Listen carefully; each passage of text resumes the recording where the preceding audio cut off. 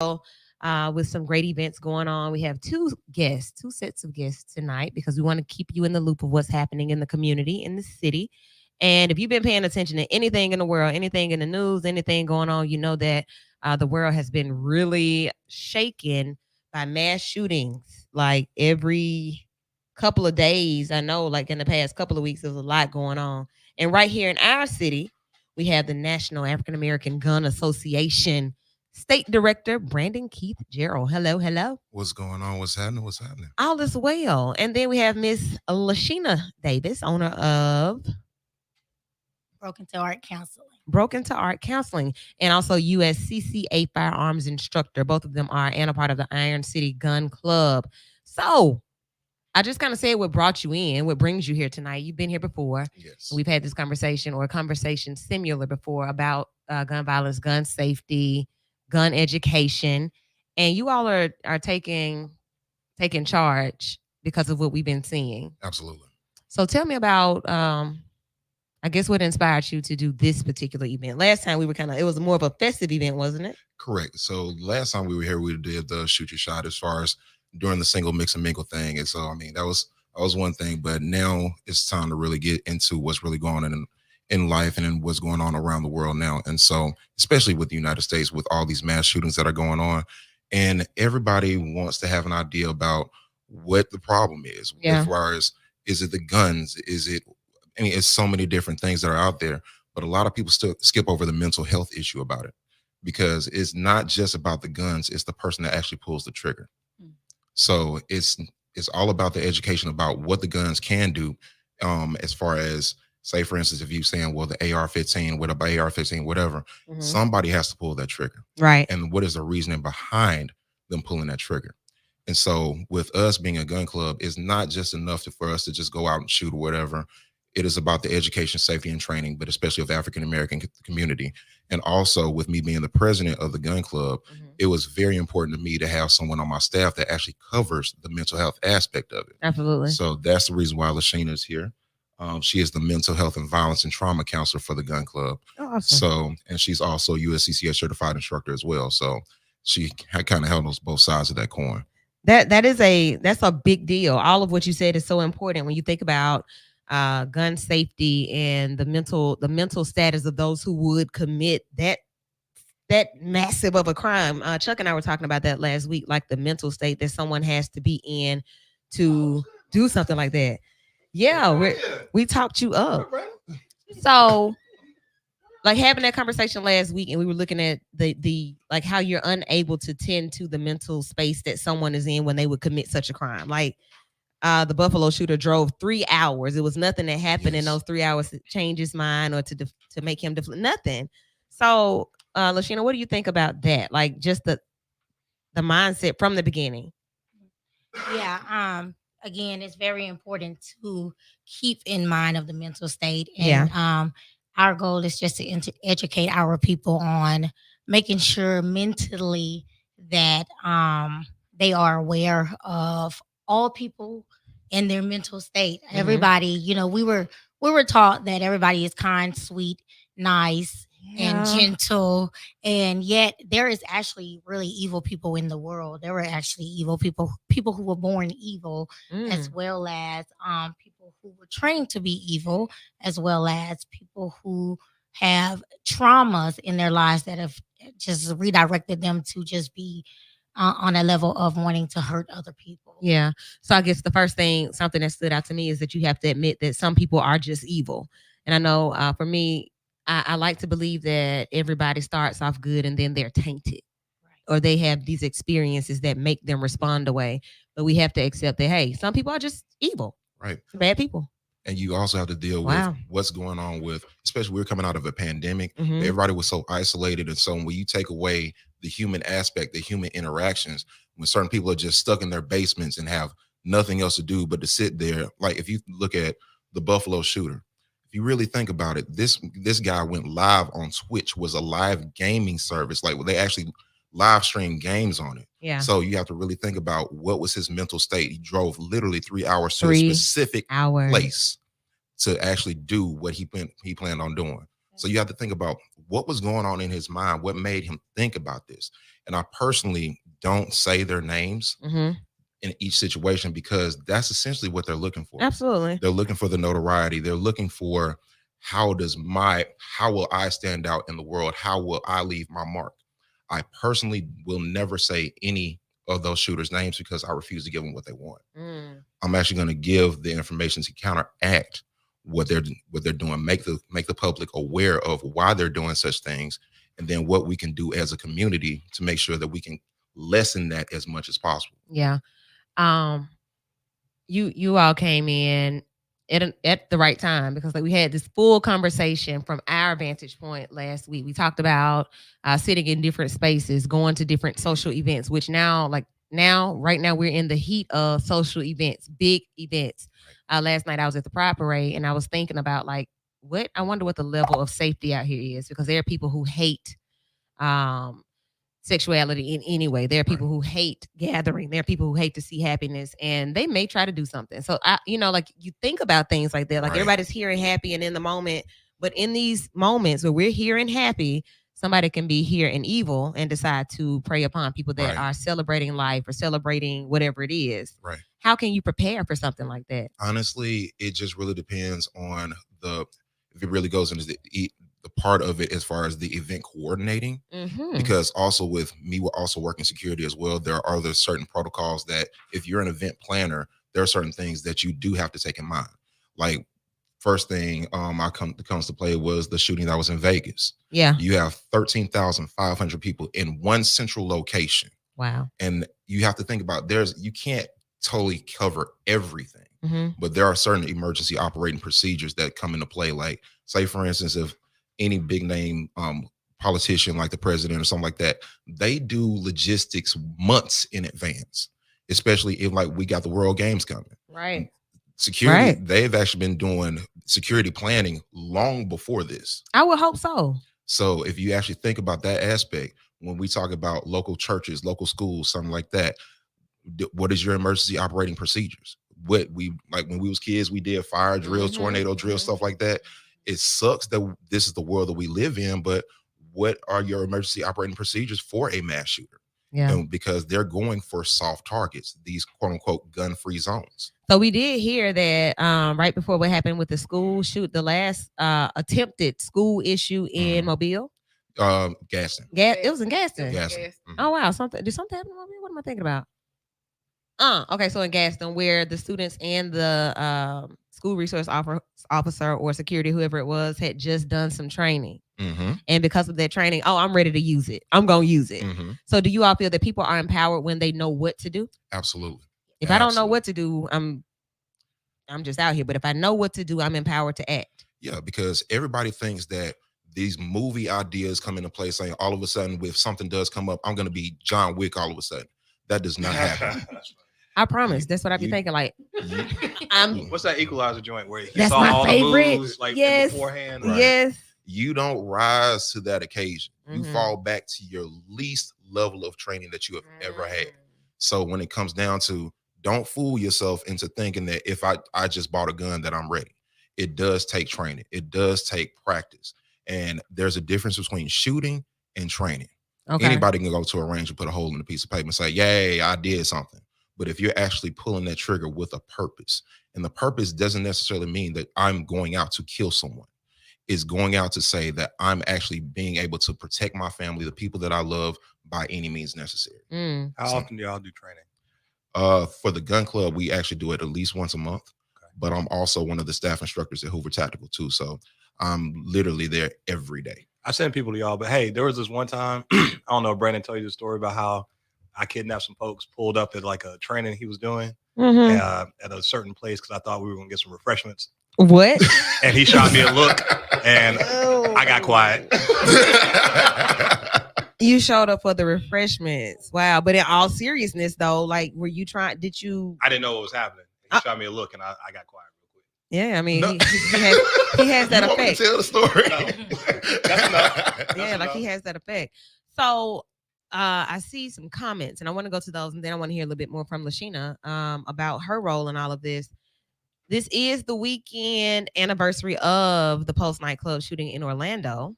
That was a major mass shooting. Mm-hmm. Yeah. To get a gun, they should have background check training and mental health assessment. Now, the last pistol that I bought, it was such an easy process. Now, the only thing they did was made me come back the next day. Mm-hmm. You got delayed. Okay. Just a little delay. But I observed how easy it was. Correct. And so, I was a little shaken, but I'm like, so no, that like that's okay. And this is not the first one, but it's just the idea that where I went, how it went, and I think the only way there were any hiccups was because I was a black girl buying a gun at this particular place. There should be more hiccups than that. It should, right, and that's kind of what I'm thinking. I'm like, wow, sorry, wow. Okay. So the thing about it is, anytime you go and purchase a gun from an actual gun store, yeah, if they have a FFL, a federal firearms license, they have to get a background check. You have to pass through the NICS system through the ATF. So if nothing pops up, if you've never been convicted of a felony, if you've never been deemed criminally insane or whatever, they pass you through. Now that also goes into state laws. You have a may issue state and a shall issue state. Okay. Alabama is a shall issue state, which means that as long as you don't have anything on your background that blares out to them saying that you can't have a gun, there you go. And you said may or shall. Right. May issue state or shall issue state. Wow. So if you go to like somewhere like New York or something like that, if it's a may issue state, you go through, you apply, you do the process, and then they submit you to see if they deem you worthy to have a permit in order to carry that gun. Yeah. And then those red flag laws come into play there. Like if I see somebody that seems to be a little unstable, as a citizen, I don't know where to report that to. I don't know who to tell, but yeah, I saw on Facebook, they said they were feeling a little anxious today. And then they might, I feel like I could just do blah, blah, blah. I wouldn't even, like your general public would not know where to start with that. Who do I report it to? Facebook? Or what are some red flags that you would say to look for, Lashina, when it comes to possibly deviating a situation like this? Well, red flags will be, of course, if someone is posting something on social media about like a manifesto. Okay. All right. So what's the manifesto again? Okay. What is that? That is basically saying I'm going to write down everything that I feel is wrong with the world. Yep. And I am the one, I am the savior. I'm the one that sees all, knows all. That's essentially what in a situation like this is what that manifesto is. Okay. That's why I mentioned it. And or a manifesto can also be I am tired and I want to give up and I am done with the world too. Yes. That doesn't necessarily indicate mass shooting, but could indicate some sort of mental health. Suicide notes, anything like that. Okay, so it would definitely be something that would prompt a person to say that this is a possibility. So I want to jump in front of it before this person ends up in a church or in a school or in a grocery store or something like that. Correct. As a mental health professional and violent trauma, that's big because we see a lot of that. A lot of children getting shot, children and people witnessing shootings. What is your job? Like, how would you describe your job? My job. Well, I'm a licensed professional counselor by church.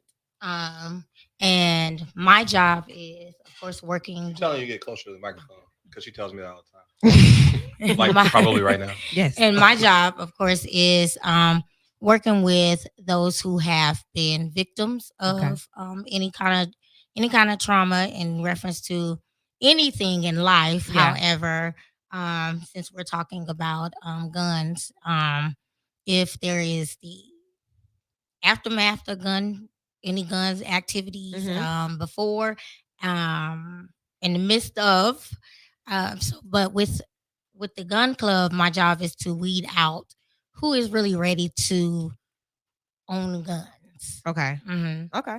Yeah. Who's really ready to own a gun? How do you do that? Well, we train a lot of people. So what happens is you come to say, for instance, you come to a class. You're sitting in the class. We very hands-on with you. And just to really sit there and just observe you and work with you. And then if we don't feel that you are ready, we'll pull you to the side after the class and we'll let you know that, hey, you may need a little bit more time. We'll offer services to you and or refer you to other outside resources of therapists or anything. If there's any type of traumas that you have that may intervene, you making the best judgment when it comes down to firearms. Real talk, how percentage wise, how often does that happen? Right. Where you pull people to the side and be like, nah, you ain't ready. Very often. Okay. And it's more so based on mental health triggers or things that you see as opposed to them not knowing how to handle the gun. Yes. How is that taken? How are you going to tell me that I'm not ready mentally? I mean, I assume they or got a gun in emotionally. their hand when you tell them. Very much so. They do not have a gun in their hand. That's why these conversations happen after the class. Okay. Like, you mean to tell me I ain't ready? Like, it's just your approach. So number one, you build rapport, and while we're in the class, I have definitely built the rapport with them, where they are able to receive me, and my opinion and my judgment is very important with them. At that time. Okay. All right. So let me ask you a question. Yeah. Because I send people to a gun safety class. You're at Hoover Tactical too? Yeah. Both of you? No, you are. All right. So what happens at a gun safety class? Because we make that part of a deferred. Well, I do. Like, if you got a deferred prosecution for some sort of gun case, like you got to go to 1, 2, 3, 4 gun safety classes. But I don't even know what y'all do. So okay, so there is a curriculum that we do have to follow. Whether it be Hoover Tactical has their own curriculum, but I follow USCCA curriculum because that's what I'm more comfortable with. And so it's more about the safety aspect of keeping your finger off the trigger, never punch your firearm or anything you're not prepared to kill or destroy or something like that. So drilling that more so, like the shooting part of it is secondary, but it's more important to be a responsible gun owner in the fact of knowing what that gun is capable of. Okay. So it's not like, oh my God, I'm going to shoot for points or whatever. We really drill home the fact of safety. Got it. What does USCCA stand for? I missed it. I was late. United States Concealed Carry Association. We'll talk about that later. I was closer to 7 today than I have been. Good for you. I want to know, Chuck, what kind of people you sending to? She said, what kind? I done got a couple of phone calls. I already know. What do you mean, what kind? What would deem a person required? So if I put you on a deferred prosecution program, which means that you got to do a bunch of things, and at the end of this thing, your case is closed, and like you haven't pled guilty to anything, and then you can work to get the arrest expunged off your record. So if you get caught without a gun, without a permit in the city of Birmingham, so that's a misdemeanor. So I might say, depending on what your history is, you got to do 50 hours community service. You got to pay a bunch of money, not a bunch, pay some money. You got to take a heat class, which is something internal to the court. And then take 1, 2, 3, 4 gun safety classes somewhere. I don't care, but I typically direct them to Hoover Tactical. That's people. But I didn't know you were there, Brandon. So now I will send everyone there. Yeah. Awesome. So I'm teamwork made the dream work. Absolutely. So because I'm actually taking over the USCCA curriculum there at Hoover Tactical. So it's more with me being a training counselor. I'm actually certifying a couple of other members there, a couple of other employees there to be instructors there as well. So it is a good resource. I have spent some time with you on the range learning those basics. Now, I must say my daughter was a quicker learner than I was. I'm waiting on y'all to come back, man. But like learning how to do it right? Like I don't want to just anything that I've done that I didn't learn in school or learn from my parents. Like I want to go to some type of class to teach me how to do it right. If it's to shoot, if it's to ride a bike, if it's to hike, whatever it is, like I need to know how to do it the right way so that I won't kill myself or kill somebody else. Right. So I can see why it would be beneficial if you out here trying to shoot up whatever you're doing and you have no skills. Let me teach you how to do this first. And then now let's see, maybe get a recruiter in here so I can send you somewhere so you can be a trained shooter. Okay. So you all are doing an event to help groups of people and individuals be able to, are they coming to learn to defend themselves or what are they coming to learn? This is really kind of to dispel a lot of myths and a lot of rumors as far as how guns work. So myself, as well as the rest of the staff instructors of Iron City Gun Club, we all got certified in countering the mass shooter threat. Okay. So that is a curriculum that is offered by the USCCA that goes over the ins and outs of what mass shootings are. There's a difference between mass shooters and active shooters. There's a lot of that. Those terminologies get interchanged a lot. The nomenclature, completely right? Different. Exactly. Yep. So what's the difference? So an active shooter means you have an active situation going on. A mass shooting actually pertains to any incident that has 4 or more injuries or deaths. So that is the difference. So the active shooter is 4. Yes. 4 or You said more. 4. 4 or more. Yes. Okay. So the mass shooting that technically constitutes a mass shooting. So what we're doing on next Friday at Rebirth Christian Fellowship at 6:30, we're actually going to be conducting the Countering the Mass Shooter Threat class. This is the community service work that Iron City does for the community. So I would, as far as church groups, as far as businesses, as far as anything that, if you have people that gather in a particular area that you're over, I strongly suggest that you be here. Okay. Be there at that class, because normally this class, if we charge what we're supposed to charge for it, it's like $175 to almost $200 per person. But in this particular situation, because what's going on in our community now, and we feel that it is so important, we're only charging $15 for that class. $15 per person. $15 per person. How long is it gonna last? From 6:30 to 9. 6:30. For $15. Yes. Hey, so That's amazing. back to the gun safety class quickly. How long does that class last? If I do the basic handgun fundamentals, that's 2.5 hours. Okay. Again, I need to know where I'm sending people. Right. I But- don't know what if you need it, I'll give you the full curriculum so you know exactly what you're dealing with. Yeah. See, that's We'll my wrap. guy. That's my guy. But look, so when we come to these classes, because somebody's going to bring their guns, they're going to bring their bag. You Okay. ain't shooting at the church. No, absolutely not. This is strictly informational. Hey, don't come to the church Let's stressed up. be clear. This is strictly informational. Now, also, I will also say this, because it will be a gathering of predominantly Black people. Understand that this will not be a soft target. What do you mean? As far as not having any guns in the area, Oh, okay. I have, like, Iron City Gun Club. We know what we're doing with guns. Gotcha. Okay. So don't think that you walking into a sitting target. That is this. Oh ain't no! that. Hey, listen, there's gonna be people seeing y'all before y'all don't even know they exist. This ain't They in that. the trees. So you will definitely be safe. You You just be not in bringing yours. You'll be in one of the safest buildings in Birmingham. I promise you. Okay. Because not only with us, we're also going to be having some security professionals come in and being part of the panel. One of my good friends, Dion Talbert, he actually owns Bulldog Security.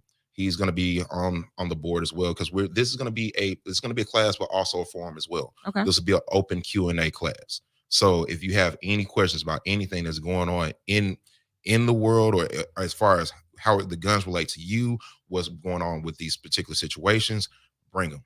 That's what we're here for. What's the Right. capacity of that church? I think we're gonna be moving to the gym, so it's gonna be fairly. I got to get with Pastor Doug, but it's pretty large. All right, everybody, pull up. Don't come strapped. Yeah, just Let pull the up, Lord right? protect you. Right. I say Strap up with the Lord. Yeah, exactly. There we go. Let us worry about the hardware. Let go and let God. Again, this is Friday. Yes, this is Friday. This is actually a part of Iron City Gun Club's 2-year anniversary. Awesome. Okay. So we're actually doing that on Friday. That following Saturday and Sunday, I will be doing the NAGA Basic Handgun Fundamentals class at Double Tap Training Grounds in Calera. Okay. So we're going to be doing that on Saturday, and then Sunday we're actually going to be doing an event called Iron Sharpens Iron. So this is going to be like a Father's Day event, because honestly, we've been doing a lot for the ladies. We've had handguns and heels. We've done a lot, because that's majority of where all of our interests have come from. Yeah. But the guys have been on my back, like, hey man, when we're doing something, like, all right, I got you. So we're actually going to be doing a little bit more advanced stuff, as far as tactical movement, stuff like that. But again, we got to make sure that you know the basics as far as safety is concerned. Yeah. But I do have a lot of former military guys, a lot of guys that actually do know what they're doing about guns. And so I'm giving them a chance to actually get to learn a little bit more. And that's going to be on Sunday. What does NAGA stand for? National African American Gun Association. Got it. Awesome. You said Iron Sharper Iron. I thought Wu-Tang Clan was gonna be there. Oh, my goodness gracious. Look, this is amazing. And there are a lot of people who are connected to churches and connected to organizations that have weekly and monthly meetings, venue owners, teachers, summer camp leaders. All of you need to be in this space to be able to ask questions about what would be the best solutions or best practices for your particular organization in your space. Can they contact you? I will give you my number right now. The tickets for the show, the tickets for event, the actual event on Friday is on Eventbrite. But if you have any further questions, you can reach me directly 205-835-0321. That's 205-835-0321. All right. The number's posted if you're watching. I know that your view of the panel is limited. They are not on the stream, but the second half will be on the stream. But you can see the number 205-835-0321 for an event that you should attend. We want to know how to be safe. I don't want to just, well, yeah, we worked out for us this time. Exactly. No, we want you to like really know what you're doing and that you're prepared for anything and praying that it never happens. Absolutely. That's the one thing I always tell all of my students. I'm teaching you a life skill that I hope and pray that you never, ever, ever have to use. Yeah. But if you do, you have to be used. I mean, everybody gets this bad connotation about the word violence. Yeah. There's a difference between violence and crime. Mm-hmm. So I train people to be proficient at using the tool of violence more so than the person that's trying to do violence to you. And to ease it even more, self-defense. We don't want you to have to freeze and not know how to fight, and Absolutely. you can't even be in flight mode because you just don't know. So Right. when you know, you're more empowered to protect yourself. Thank you all for coming and sharing with us. Well, thank you for having us. Absolutely. It's always a good time when you come and share this. And hopefully you all will respond accordingly. We're going to take a quick break and switch out our guests. The second half of the show, we're going to talk about more that's happening in the month of June right here on B94.9 WATV. We're on Sunday nights. The V stands for Vital. We'll be right back. We're only doing this for an hour. We're only doing this for an hour. Oh.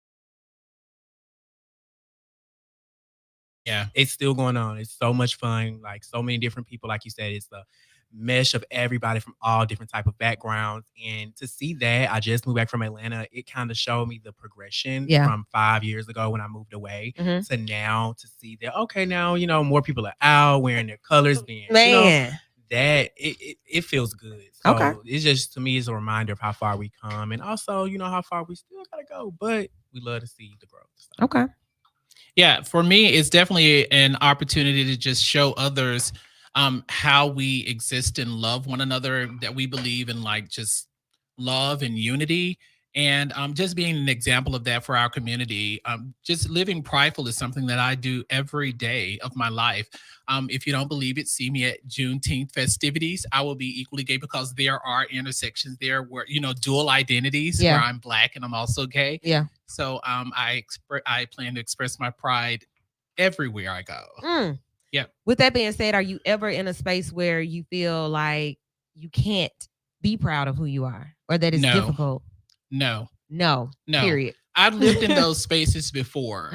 Yes. And I self-evicted. Self what? Evicted. Oh, from the situation. I like that. Absolutely. Absolutely. What you saying? Like, absolutely. Yeah, I'm saying what I Come said. aboard. Like, I'm moving Come out. aboard. I'm moving out. I'm moving out. I'm kicking myself out of that space. Is not comfortable for me. And so I live out loud and proud, and I feel comfortable with that. And I believe in individuals feeling comfortable around others. And it's something that we actually exercise in the work that we do with Alethea House in our particular roles. And in believing that I don't find myself typically around people who can't be comfortable around me. That's why I'm so much of an advocate, because I believe that everybody should have that feeling of acceptance and being loved and being supported, and having someone that is going to be there for them. That's why I'm how I am, because everybody deserves that. People deserve that, no matter what. No matter what. We all just want to be loved. That's it. So can't fight love. You cannot. And James Charles Poindexter Sr., my man, can't fight love. Or you shouldn't. You shouldn't. So because there are so many different opportunities to be able to display what people need to see, like to give them these images and these experiences, you all are working. And some of the work that you all are doing, National Testing Day is one of them. Yes. And I want to talk about HIV and AIDS and how it impacts our communities, and why it's still a thing. Like, we know that there's PrEP, we know that there are different there are things to help people not still be in those just very deep depths of AIDS and HIV. So let's talk about what you're doing with that work. Yes. So I remember when I first started doing this work, there was this position that was going across our community saying that the CDC had predicted that 1 in 2, which is 50% of all gay men who are of color, will be living with HIV diagnosis, or be diagnosed with HIV in their lifetime. And sadly, I see that being true. Actually, sometimes I even question if it's only 50%. So individuals being tested and understanding the importance of testing and knowing their status, whether it's positive or negative, is crucially important.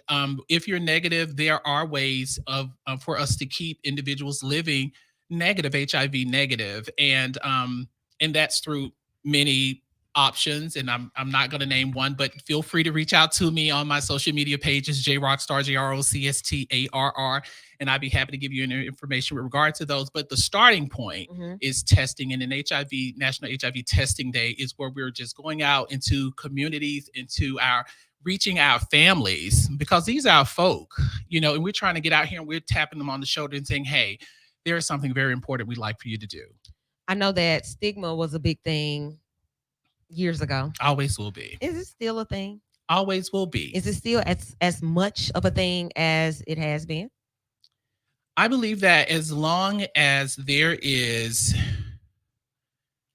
ignorance, and ignorance in the sense that there is an individual or individuals who see themselves as superior to another, there will always be room for stigma and shame. And until we are able to figure out how we can just kind of be respectful and honor people, Yeah. be empathetic to Yeah, others, yes. then we'll always be fighting that. Yeah. Fighting stigma. We're continuing to do that. What's up, Chuck? Two things. Comment and question. First of all, the homosexual community is not the only community that has AIDS or HIV. So, like, hold on. So it drives me nuts that every commercial that you see for any sort of HIV preventative medication, it slants to the homosexual leaning, because then, like, I feel like they're doing that for a reason, and it's weird. But number two, and more importantly, so we know who y'all are, but like, what is the Alethea House, and what do y'all actually do for the Alethea House? Thank you. Boom. That's why I'm here. Oh goodness. That was good. So that I don't mic hog, I'm gonna hand it to Zay. Go on, Zay. Okay, so yes, again, my name is Xavier. You can call me Zay. Last name. I want him to Julius. see you a little bit. I am a community health worker. So I work out in the field. I am in the prevention department. So we help people understand the importance and the ways to prevent, HIV, and also prevent STDs and STIs. Also, I am the fun, what I like to call the fun committee. So I put all the events together and all the fun things going on, like our testing day event, just ways that's creative to reach my age group. I deal with ages all the way down to, which we really don't deal with kids, but we do start at like 13, 14, all the way up. So right now I do try to aim towards like the ballroom community, people that's in the ages of at least 18 to 30 up or whatever. Okay. Yeah, that's what I do. He does an amazing job at that. And that's just a piece, because our focus is on prevention, but just recognizing that Alethea House has focus on substance abuse, substance use. I guess I'll say I use people first language, people who use drugs, as well as people experiencing homelessness. There you go. And things of those natures. So it's a very comprehensive body of work that is happening at Alethea House. And so we're doing a small but important piece with prevention. So that's why I asked, because when I mentioned earlier, I send people to the Alethea House for assessments. It's for mental health assessments and substance abuse. Yes, but I can also reference and send them there for just support. Just send them there. Just support. Just send it. Like, you don't have to do the hard work. Okay. Just send them there. And then what we don't have the capacity to do, or we haven't carved out room to do that, then we have community partners that we point them towards. And then we give you the credit for doing that. I don't care about the credit. But we're going to give it to you, because it's important that we have allies helping us, because we can't do this alone. We need individuals like you to help us along the way. What about people that are transitioning?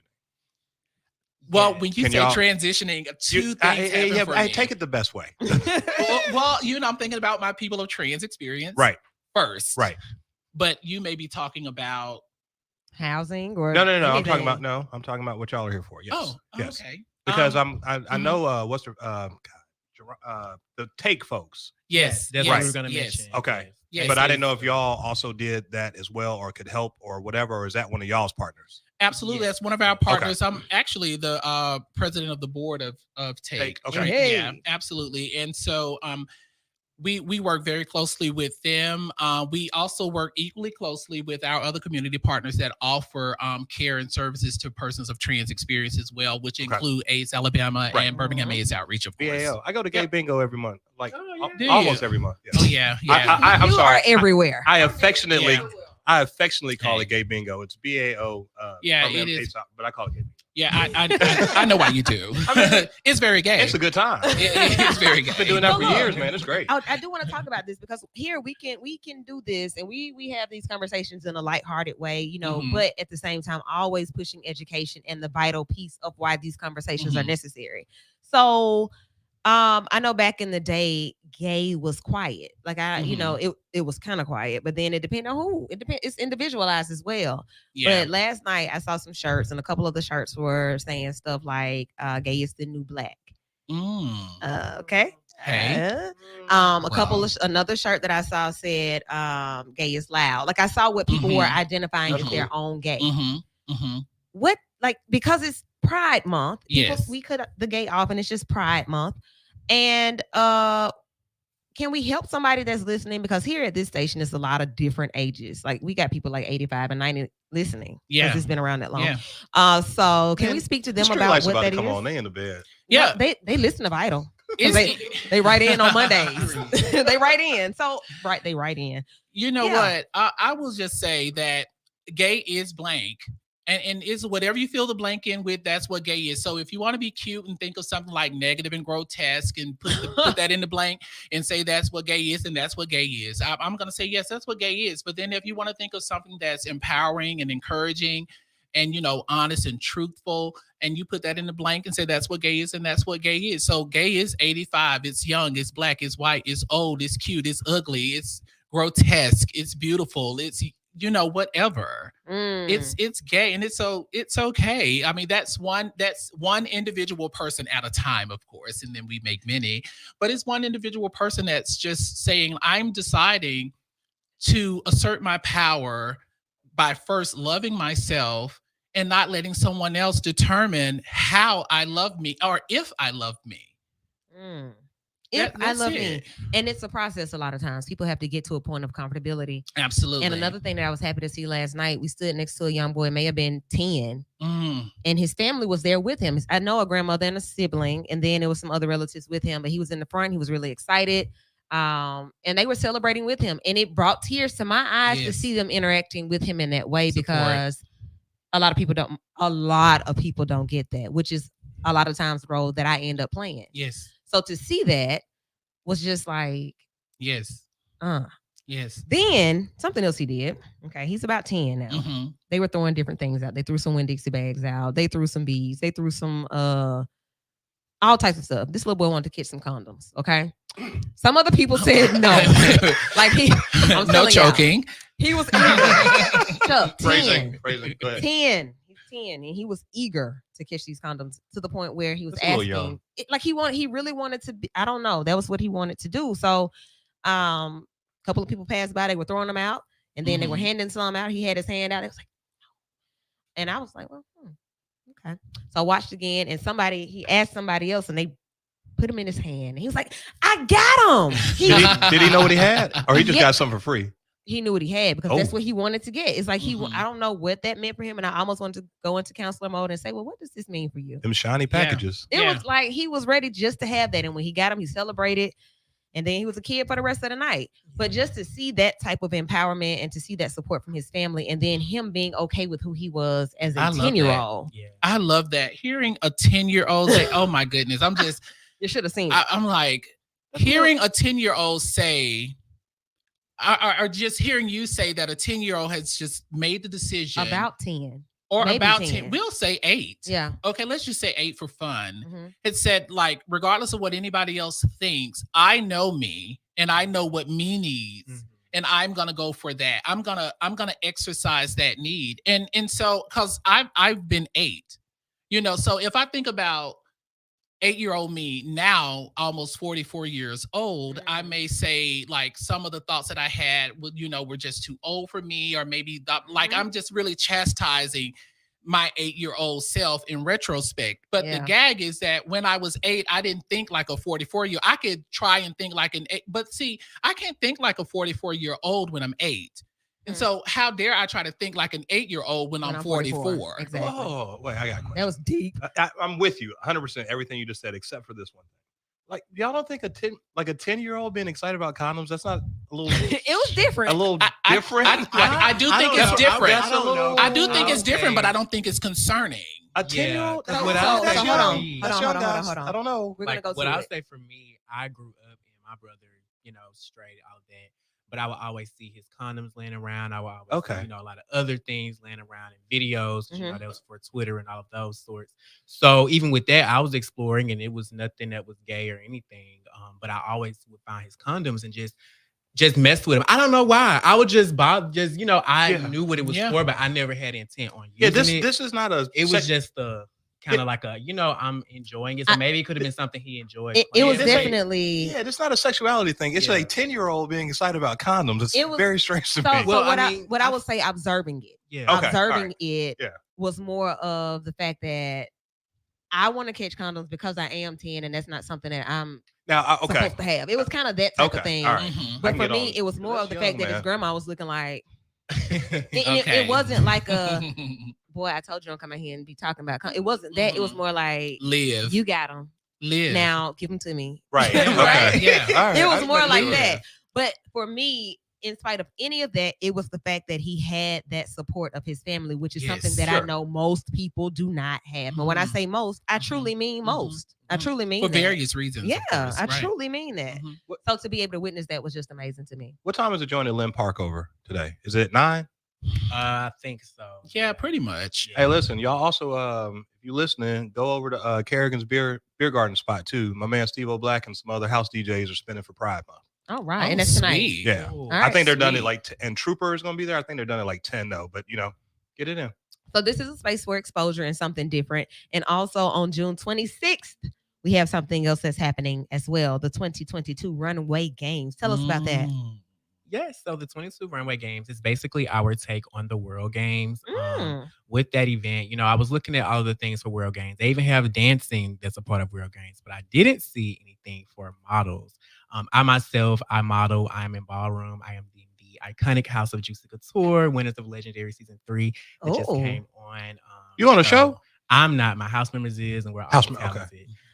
We have an Atlanta chapter, and I walk European runway. So my brand is geared around fashion, runway. When it comes to, events, I was like, let me do something that makes sense, that's already, aligning with my brand, which is putting together fashion events, but something that's competitive, that's different for Birmingham. Everybody can do a fashion show, but something that's different. I'm always big on being innovative and bringing something fresh and new. So with the Runway Games, it's basically a competition. We have about 6 different people that are signed up. We have someone by the name of Romonda. We have Lala Dior. We have Demarius. We have, let's see, a few more other people that signed up. We have Armani, a lot of different people, but they're all going to compete for up to $700 in cash prizes and trophies. And we're also going to be giving like a lot of goodies as well. And we'll be doing testing this day. Awesome. With this event, we're going to have red carpet interviews. We have some people from Chasing Atlanta that's going to be there doing red carpet interviews. We have Vita Von Teese that'll be performing. Nizas, he's an artist out of Atlanta. We even just got a video from Lala Ree from RuPaul, who was in support, as well as Nivea from P Valley, who just debuted last night. So we got a lot of the girls that's excited about it. And this is just a battle for people that want to walk. If you are a model, whether it's regular runway, ballroom, it's just for you to show us your confidence. I want to model in Vogue. Come out. Look, we're going to have It's been a house long music time. and ballroom music. Come get you a piece. Vogue, be aggressive. Tommy, don't play because I've seen you. I will come for you, okay? But yeah, it's gonna be lit. We're gonna have vendors. We have Okay. Elaine Skincare, who's gonna be one of our sponsors and vendors. We'll be doing COVID vaccinations out there. We'll have a fire show going on. So it's gonna be all the things that's pride and that's fashion. So come out, support the people, pick your favorite person because it's audience participation as well for one of the awards. So if you want to be the vote, come out, get tested, and enter into that category. Don't give it all away. Just tell it's a lie. So look us up on Eventbrite. Did you look up Runway Games? Did you 22 Runway Games. Did you participate in Fashion Week, which apparently was like a fashion day here in Birmingham? Fashion Week, yes, Magic City Fashion Week. I was out was like there. a day we were administering testing. We were out there It's for like both. Fashion 48. Go ahead. Yeah, right. We were out there for both of the days, doing testing. Daniel is actually one of the judges for Runway Games.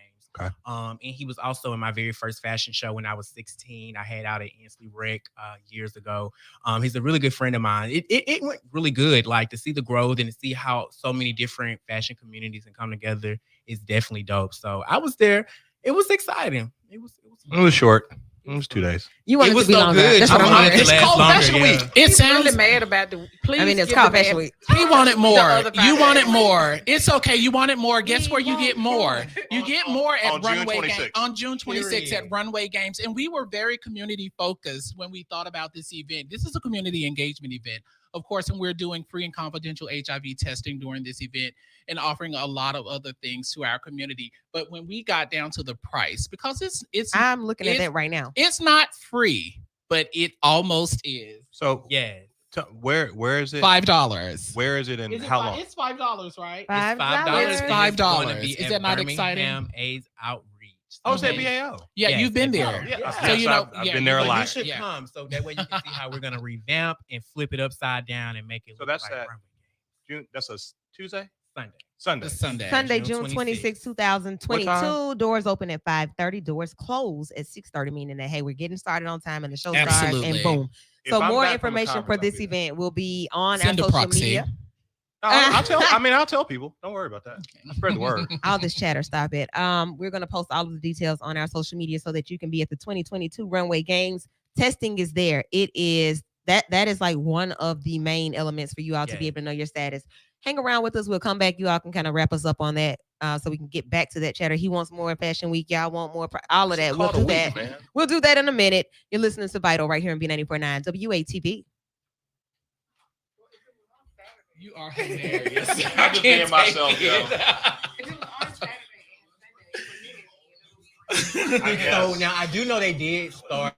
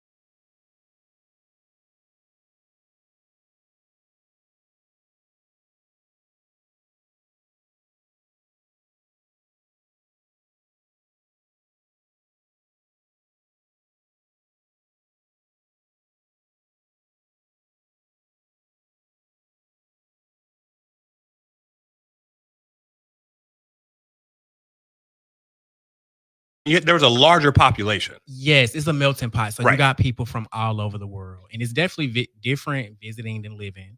Everybody say that until you get there and you like, dang, like the stuff that looks fun and Yeah. exciting. You're like, okay, no. I mean, you can't kick it every day, like doing all this. Nah, stuff. they want you to. Right, but And you that's the can't. thing with the community there. Like It's want always on go. sections, Right. bottles, Right. black trucks. You know, if you in the industry and the type of people, and I get with your brand and you acquire certain people. So, and I get that, and I like to do that, but every night, Monday, Tuesday, Wednesday, Thursday, Friday, Right. Saturday, Sunday, like all day, like sun up, sun down, like they don't hookah everywhere, like hookah at brunch, hookah at church, like Atlanta is a party city, and when it comes to being accepted, like I can walk in my truth a lot. I felt more at home because when I would dye my hair different colors or wear something Yeah. that maybe just, my what Little now it's provocative. on your hoochie daddy shorts or Right. whatever. Like people don't look at me crazy. They're like, Just okay, keep moving. yeah. They might have the Or same thing on too. Or girls would stop and be like, yes, honey, I love your hair. Like, I love this. It's so creative. Like, even dudes, they don't look crazy versus being in Alabama I remember when I would dye my hair and wear certain stuff. I go to the Galleria. They like, look like Right. you didn't, so. It ain't like that at Lennox, buddy. Okay, You yeah. go to Lennox, you straight. So Period.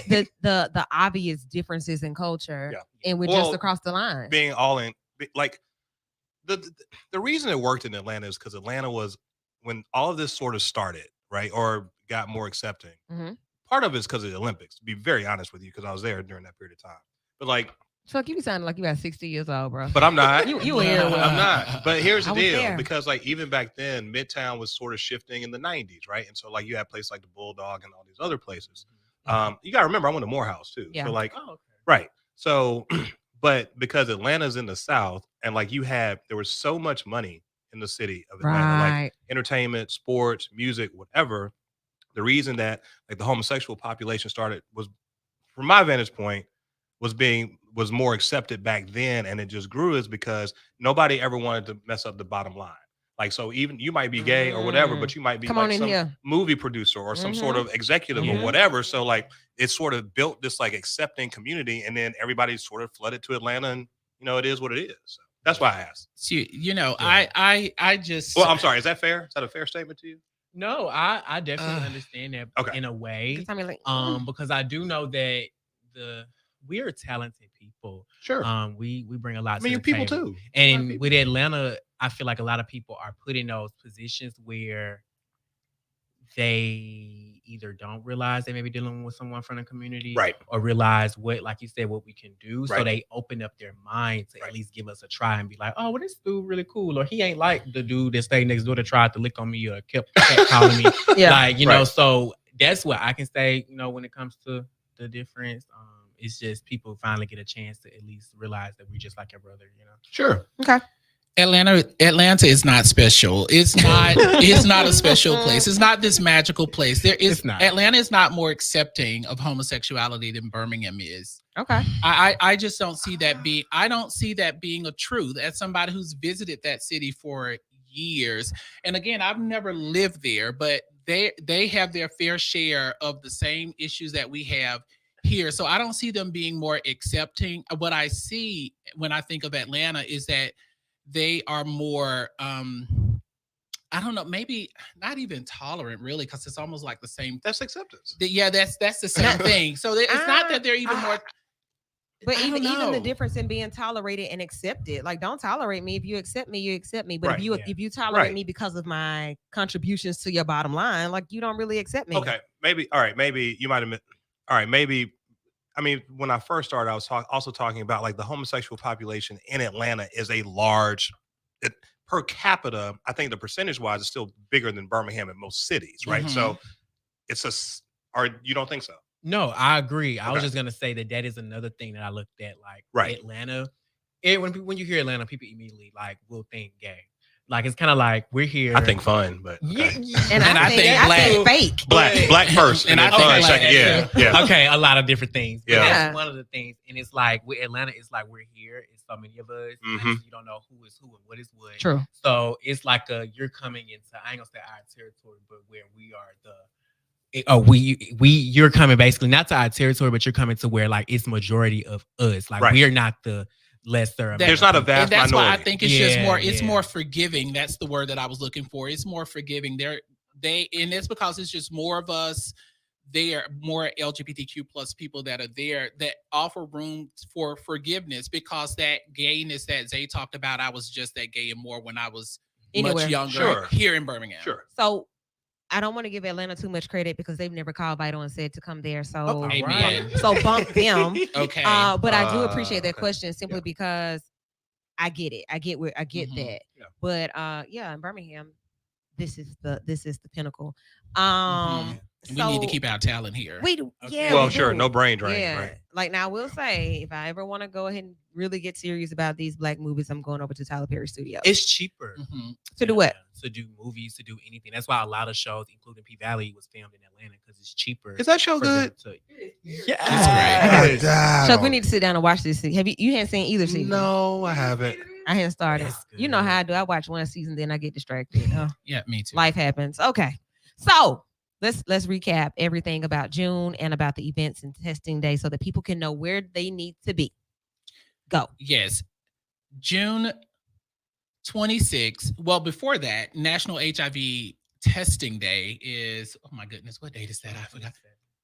Oh, that's June 27th. That's afterwards. Okay, yeah. So on June 26th, come and spend time with us at BAO, Birmingham AIDS Outreach, which is at 205 32nd Avenue South, for the 2022 runway games. Yes. $5 entry fee.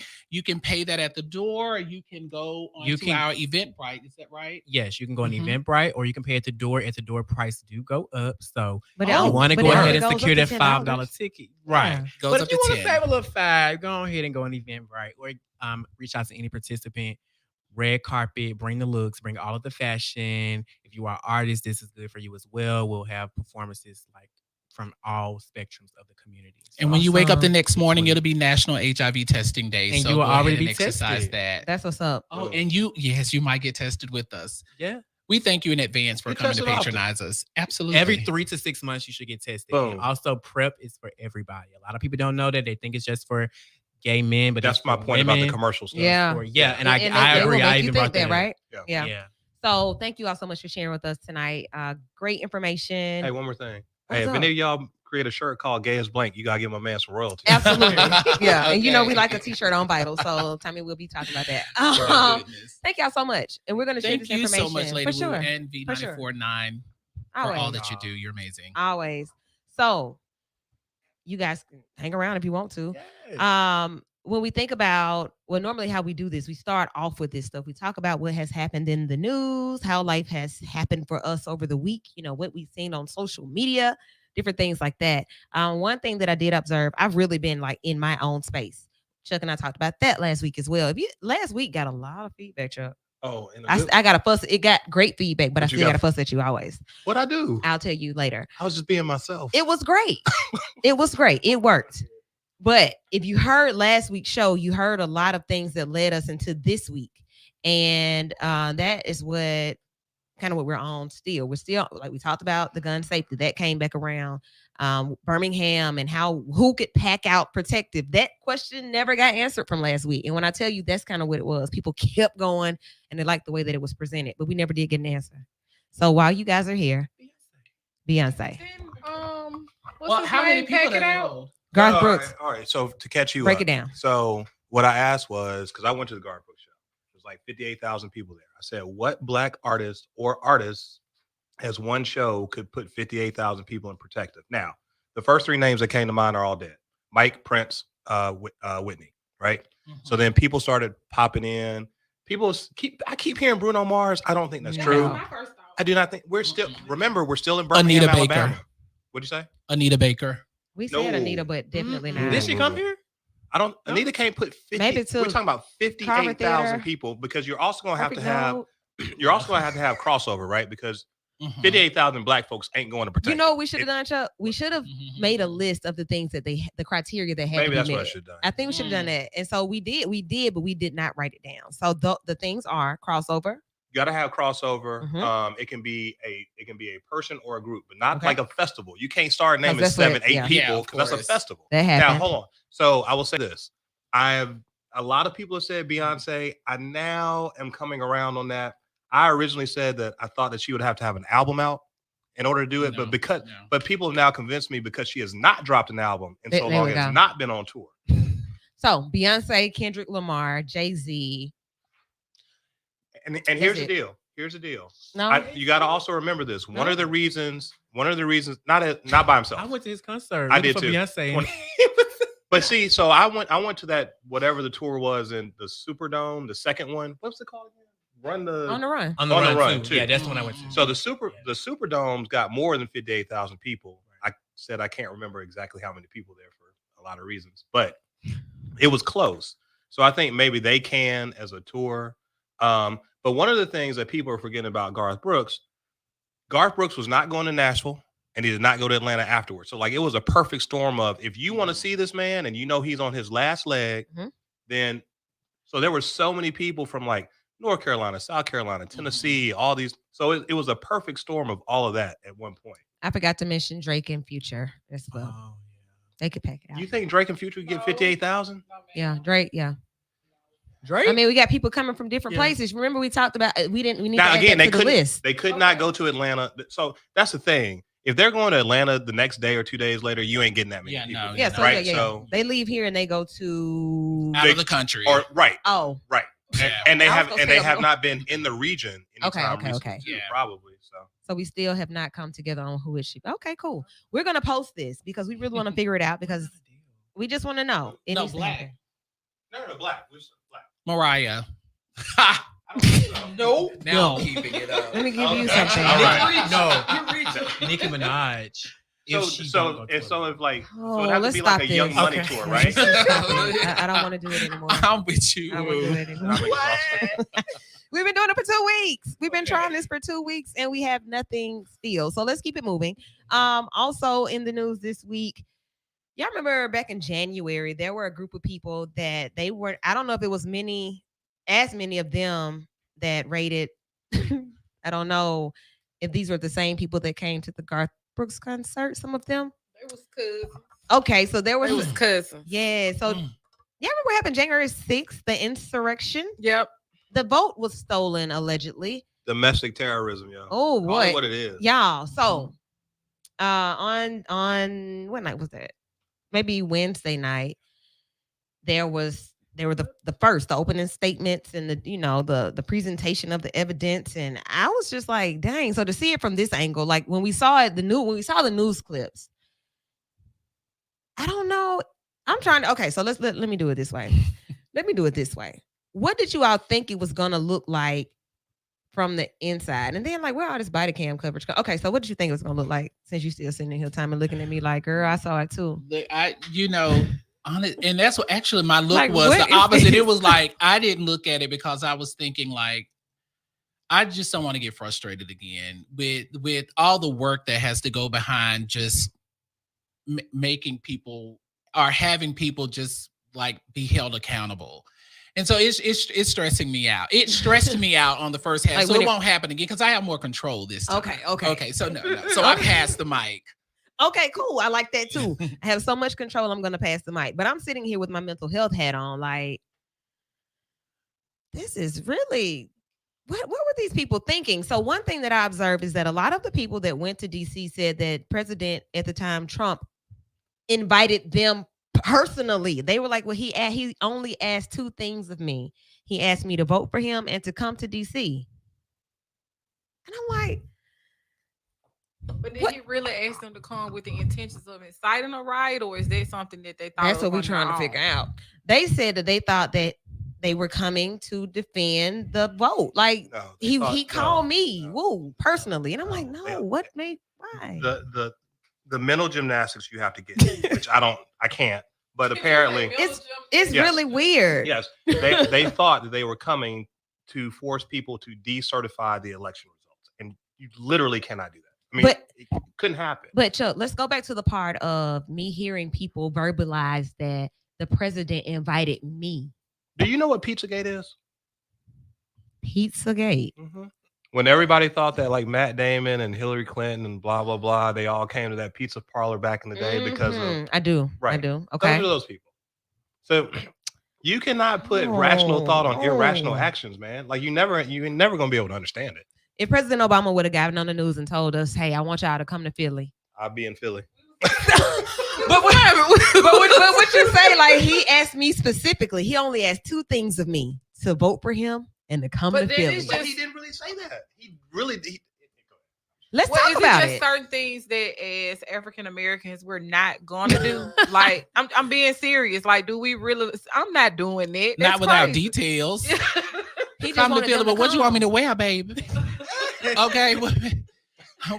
Put your Timbs on. Okay, I need to put your Timbos on. He says, okay. So that means it's going down. It's going down, right? Yeah. Cold, it's going down. Okay, so there could have been some subliminals from old boy too. Well, so that's the difference between stand back and stand down. That's the difference between us and our white sisters and brothers. So see, we have a lot more to lose than they do. So we just not gonna show up like we got to go to work on Monday, and if we get locked up down here, how we gonna explain it?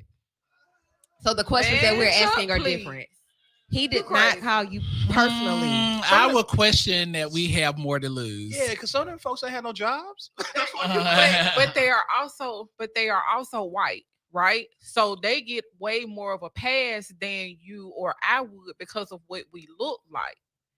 I believe that. That is totally what I believe. I agree. Okay, so that's the first thing. That's just the very first thing because I heard that twice.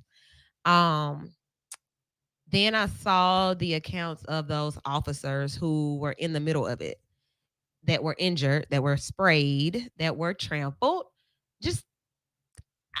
So I'm asking, what kind of training did they have? Not Keith Gerald. They ain't had nothing from Brandon Gerald. Right. Like Keith Brandon. And the NC, whatever, I forgot. Right. Yeah. Like, no, they didn't have that. If you remember, like when all of this erupted back in January, just watching the TV, you did have some officers who was getting out the way. Like, I don't want no poison in this. So, okay, Chuck, help us. You are the legal. Yeah. Say not on Sunday night. So, Chuck, if you were there. What? If you were there. He was there. Wait a minute. Chuck be everywhere. He was there. Be on the move, though. Right after bingo. So if you were there as an officer of the courts, what would your reaction have been? Would you have thought it was fake? Thought what was fake? The insurrection, like no. I mean, as soon as I saw old boy with the blue and red paint on and the that's why I would have thought it was fake. Like what is this? No, here's the deal. I'm gonna tell you what's nuts about this whole thing right now. So on January 6th, I happened to have had to go to work or the jail at that day. Mm-hmm. So I'm watching this unfold, like legit. Like typically, I would have been doing something else, but I just happened to key into this.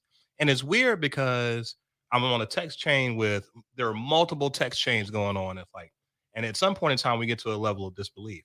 I turned to Fox News on January 6th, and even Fox on January 6th, there were commentators that started saying, "Where's the president? Why is he not stopping this? Blah, blah, blah, blah, blah." So in real time, even the people on the super right were like, this is wrong. Now, where all those people went other than Liz Cheney, I don't know.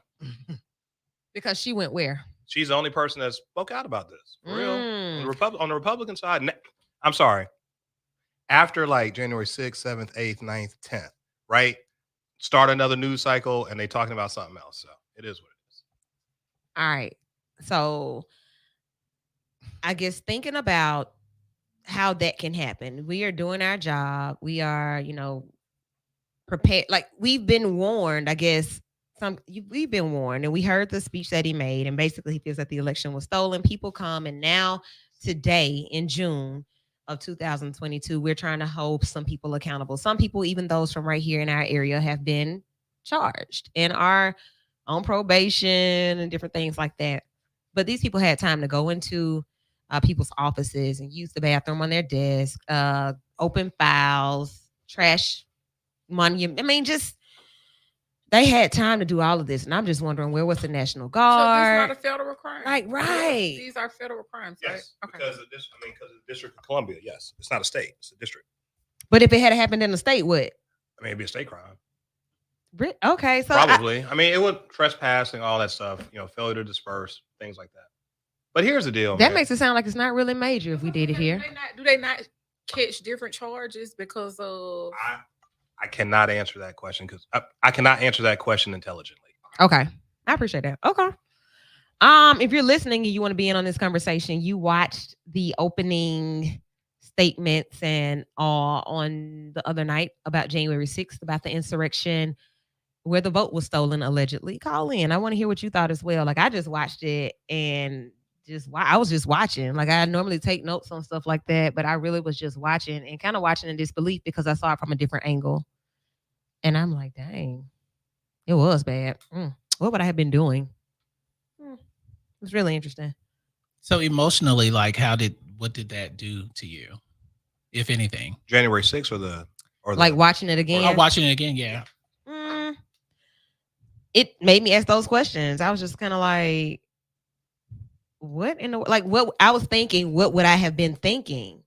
And where's the back door? Like, what's the easiest way out? I would be thinking that. And then I would also be thinking like, wait, I'm lost. What would you have been thinking as what? A participant or no, yeah, I'm thinking as a lawmaker. Okay, like I'm in here serving and you all are coming to attack me because you feel like I helped steal the vote. Oh, well, what if you had honored the call of the person who invited me? Yeah, who invited, and then you got there and you were like, well, wait a minute, I'm here in flip flops. Like I'm not ready. I wasn't planning this. I would turn around. I wouldn't be compelled by the crowd to be an idiot. Like it just didn't. So what are we doing? This. What do you think in a Black Mirror episode or I forgot the other show. Anyway, if that didn't happen, what do you think every Republican says when they have their opportunity to get on the mic after that?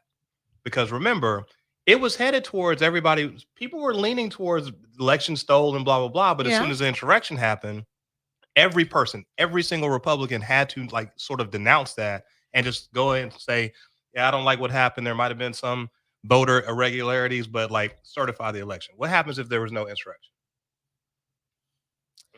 If there were no insurrection and I were on the other side, is the question. Just general. What do you think happens? If what always happens when we lose, we go through life. We keep going. I mean, we talk about it amongst ourselves on the show, at church, at wherever. So, Chuck, are you saying that Biden could have potentially not? So, what are you getting at? What I want to know is but that's sort of what I'm asking. Like, do you think that? I mean, I think that at the end of the day, then Vice President Mike Pence would have certified the election. But I do think that had this not happened, every Republican that spoke would have asked him not to.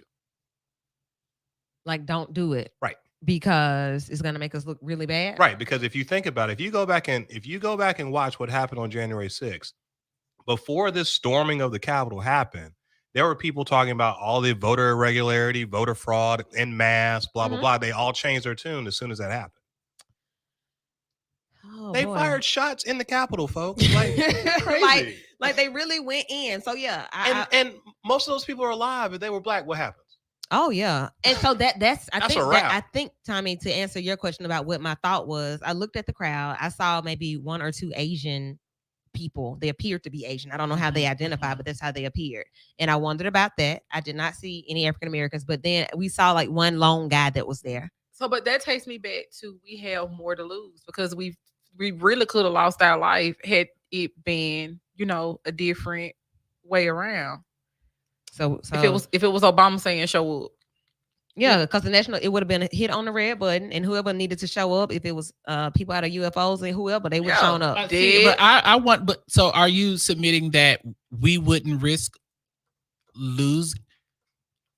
Are you submitting that we wouldn't risk losing that for Obama if that was no? That's not what I'm saying. Okay, we probably would have shown. We would have shown up. We would have shown up, but we would have had it. Just I feel like the whole balance of it would have been different. We would have showed up with a plan. Yeah, well, we wouldn't be here today. Of course, that wouldn't have been it. We'd be dead. But I think I believe that we would have showed up in the same way, like in arms and just ready to defend. I don't think we were going in to defend our hope. You know what? I would hope that we would. You would hope that we would have shown up the same way. Absolutely.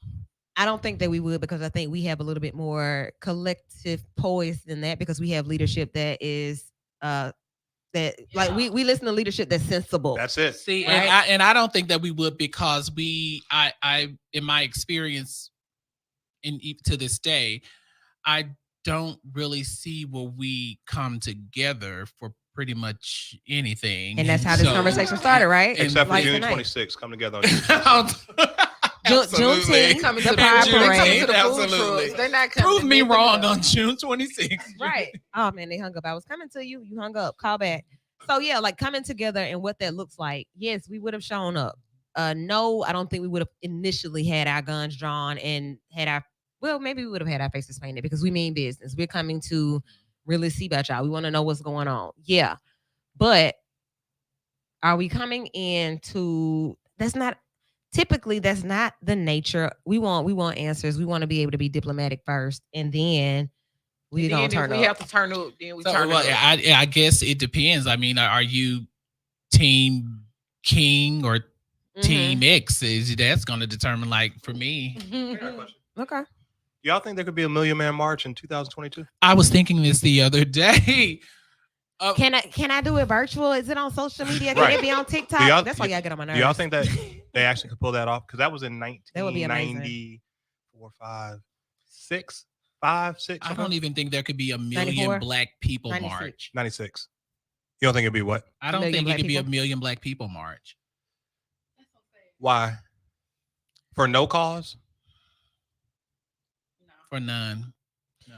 So the division that we see on a daily basis, where we ask people to do the minimal, like locally, there are national things that happen. There was something that happened not too long ago where every city had its own march or had its own thing going on, and then locally, you watch the news and it's like 4 people that people don't really know who they are, and they didn't know how to get in touch with us, and then they end up on the news because this is Birmingham's representation of this event. Who are y'all, and who did you invite? And so then you got some other people over at their neighborhood park doing the walk. They want to walk around the track to celebrate it or to honor it, but nobody knows. And then there was a gun violence walk or March for Our Lives that's happening. Do we have anybody locally that's a part of or affiliated that is, so like the unity locally reflects to me that nationally I can't. So, I don't think people do. I don't think see that it. we as a community do things for the right reasons anymore. I think that you have so many people who want to be in charge and not enough people who are willing to take orders. Everybody has to be the head and not the tail. So that's kind of where we get lost in regards to organization. Yeah, and that's why. That's what I was talking about a couple of weeks ago with the all those whenever I was talking about whatever I was talking about then. Whatever. Oh, all the people of like mind. If you got a 501c3 and you got a 501c3, y'all don't want to just come together and do one big thing. Everybody want to be the leader. But here's the deal. So what changed? Because there was a Million Man March.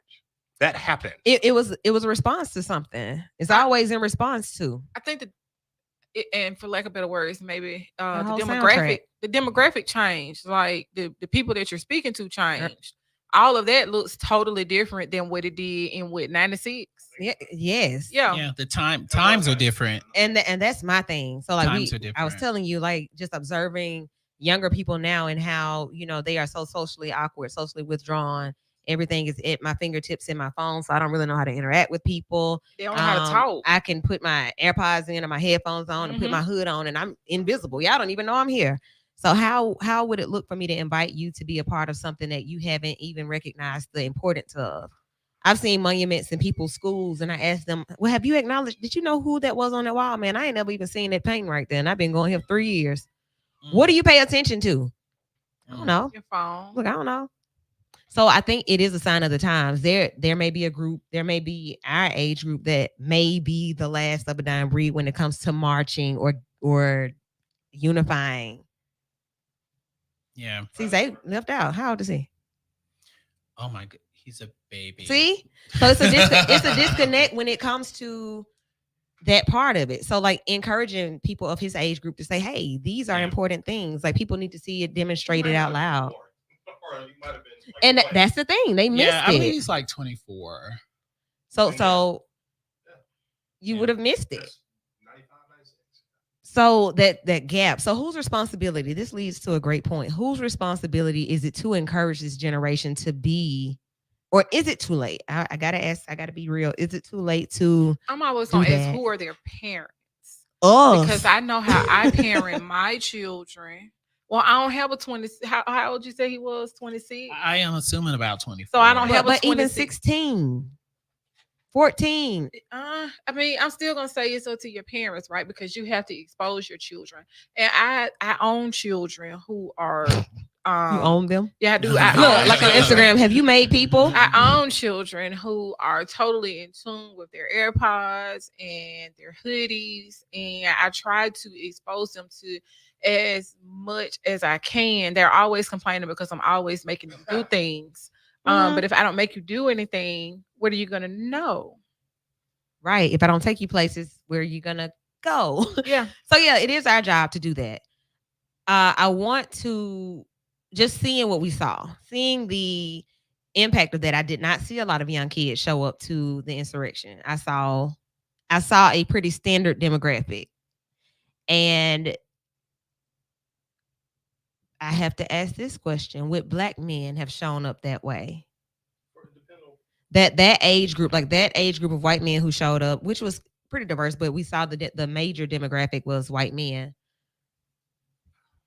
I don't know. Maybe I don't know what the cause is. You gotta Because he invited you personally. Yeah, so it's I'm not- college, so you ain't my leader is not crazy. I'm sorry, but I'm not suggesting that President Trump is crazy. I'm not saying that, but I'm saying I'm not following a crazy leader. Maybe I don't know, but I don't know what the cause would be. Really. Okay. So it's about the cause for us, which in turn means that the attendance would be low and it would not look the same That's way. what I was gonna say too. Do you think that those people really showed up with a cause? Like, Yeah, they just showed because up. he called us, so He invited us personally. He called Courtney. So and that's said, the "Hey." cause. Sure, you coming or no? Like, we taking a road trip. We packing sandwiches. What we doing? The cause is there is a segment of the population that legitimately believes that an election was stolen. Like, we don't think that way. I mean, it's just so I don't know. I don't know what the See, and I think that we do think that way. We just do. don't do anything about it. Boom. The action is different. The course of action is different. Our reaction is different. Get on social media and complain. Oh, Yeah. Well, I mean, that's fair. I hear you on that post saying like people. Yeah, I get that part, but I don't know that. I mean, ain't no black person run around except for Herschel Walker Jr. talking about the election was stolen. I mean, that's what I'm saying. Oh, I mean, man. so I don't know. Even old boy. We've been things have been stolen from us since The we were beginning? stolen. Sure. Okay, so I mean, it's something we've been conditioned to just kind of like rise above to figure out a way to just kind of get around that thing, whatever it is, like just not let it cause a lot of harm. And I think that, if the tables were turned and it was a black person calling us, asking us to just be present, Hey, Tommy. we'll just be like, baby, look, we done been through the storm. The troubles don't last always. We're going to go straight Where's to the church. itinerary? We're gonna Okay, pray. hello. We're gonna pray Okay, about it. baby, you'll get it the next time. Okay, you want me to pray with you? Okay. Zay Okay. is back. Zay, we are having a conversation We about the assumed you were insurrection. 24. Is that right? 25. 25. Okay. November. All right. So 25 years old. Most of us are a decade above you. Okay. Good man, your beat. I'm normally 27, but for all intents and purposes, right here, we're gonna have the conversation transparently. The Million Man March. You remember that? Yes, I remember hearing about it. Yeah. I heard Okay. y'all talk about that. You get a bell for that. Yeah, so I was like, I don't really, I was taught about it and everything. See? It's big in public. Wait, you were taught about it where? In school? School, yeah. Is that And critical race theory? I don't had know. history teachers who They I would thankfully say. had the history teachers who was like, we're gonna teach you more than what's just in the book. We're gonna kind of so I can, say thankfully I did have that experience. Not all the time, But you got enough to remember that this was something that happened that Yeah. was important. Okay. very pivotal. So, with your generation, are you all prone to get out in the street and march for something that you believe in that is a across the board? It's not an isolated, well, it's a black thing or it's a legislation thing, and you all have a cause. Not pride. Yeah, that's not pride. 'Cause, yeah, let's be clear. Yeah. Not pride, but other pride. Like this is, hey, y'all stole the vote from the black people. Mhm. Zay, are you gonna put us together an event and lead this march? Okay. I will.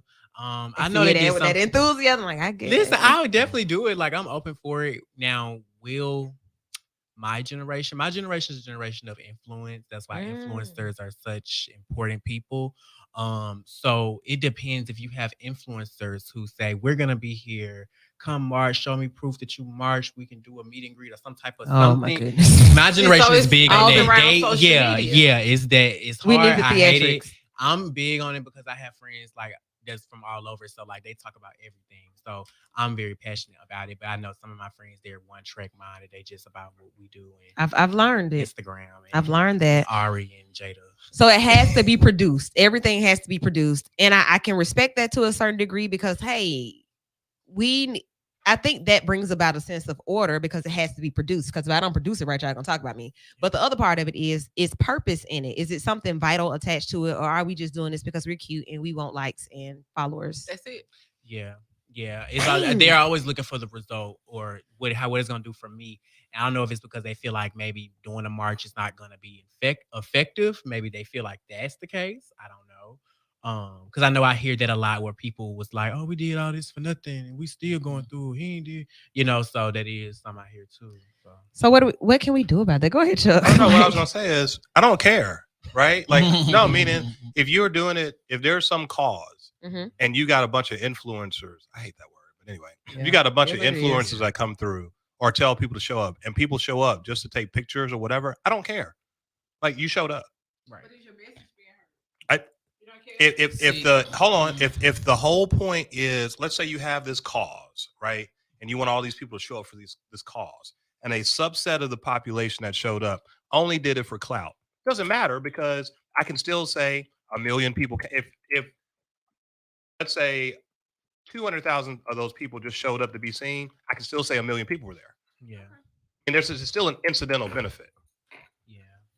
Yeah, I think that people do stuff because it's either for one of three reasons: because it's right or wrong, or it feels good. Yeah, and so, I think that for Zay's generation, and probably some of the people who fit into my generation as well, Yeah, for sure. move because stuff just feels good. And we have, I think, like our seniors, our seasoned folk who are more seasoned than we are, do stuff because it's right or wrong. Yeah. And the people who were participating in the Million Man March, for me, fell within that right or wrong category. I can see that. Our online watchers and viewers and listeners, we're gonna go straight to the radio now. The computer died, so turn your radio on. You get the last couple of minutes You ain't no influencer. The